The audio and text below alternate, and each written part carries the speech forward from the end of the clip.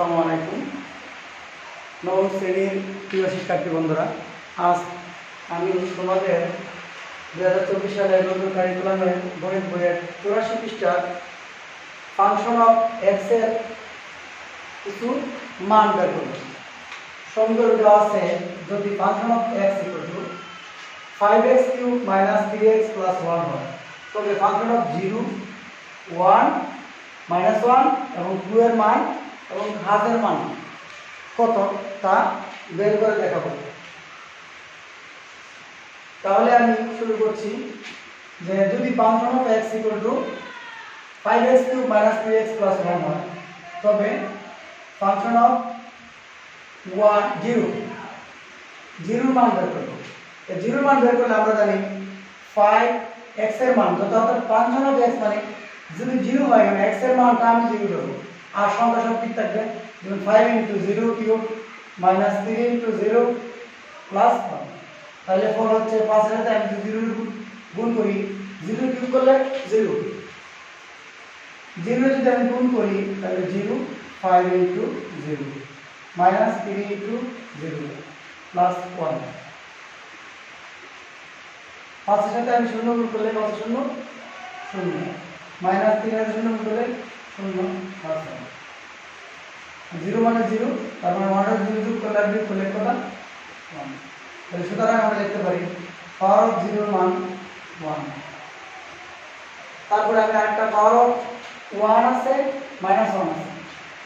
P of 1 এর মান বের করি, তাহলে কি 5 × 1 এর কিউব মাইনাস 3 × 1 প্লাস 1, তখন আমরা ফার্স্ট 1 এর কিউব করলে 1, মাইনাস 3 × 1 মানে 3, তারপরে 1, 5 এর সাথে 1 গুণ করলে 5 এর 5, তার মানে 5 মাইনাস 3 প্লাস 1, 5 আর 1 যোগ করলে 6 মাইনাস 3, 6 মাইনাস 3 ইকুয়াল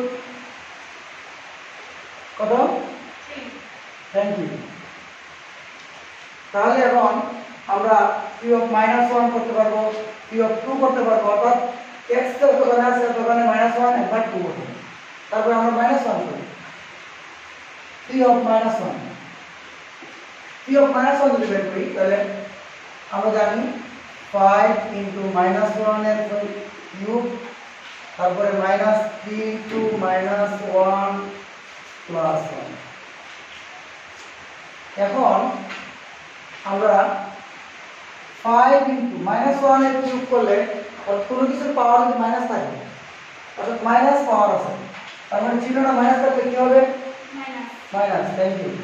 এই যে -1, -1 তে 3 বার গুণ করলে -1 আছে, তারপরে দেখো মাইনাসে মাইনাসে কি হয়, প্লাস, মাইনাস কি প্লাস, প্লাস। Thank you. মাইনাসে মাইনাসে প্লাস, তারপরে 3 × 1 3 প্লাস 1।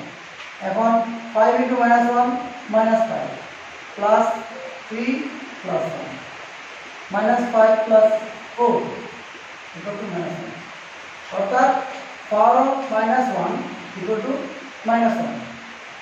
এখন আমরা করব পাওয়ার অফ 2 এর মান, পাওয়ার অফ 2 এর মান যদি বের করতে চাই, তখন আমরা আবার এই মান বার করব, 5 × 2f এর কিউব মাইনাস 3 × 2, তারপরে প্লাস 1।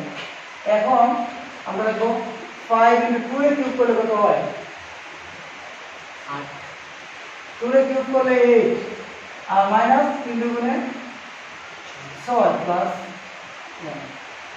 এখন 5 আর 8 গুণ করলে 5 × 40, 40 -6 প্লাস 1। এখন যোগ বিয়োগ আছে একসাথে, আমরা আগে যোগ করে দেব, 40 আর 8 যোগ করলে 41 - 6 35, অর্থাৎ পাওয়ার অফ 2 এর মান 35।